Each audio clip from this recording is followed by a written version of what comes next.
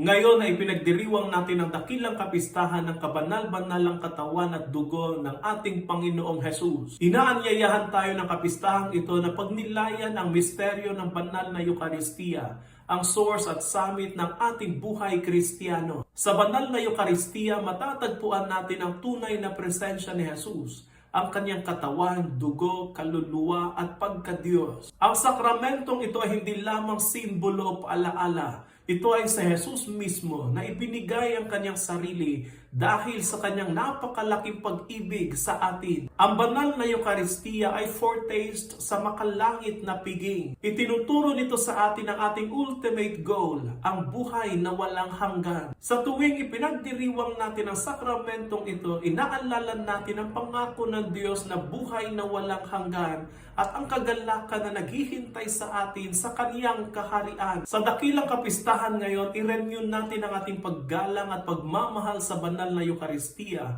at kilalin ang totoong presensya ni Jesus dito. Nawa ay baguhin tayo ng katawan at dugo ni Kristo bilang kanyang presensya dito sa mundo at maging kanyang kamay at paa na nagdadala ng pagmamahal, habag at kapayapaan sa mundo.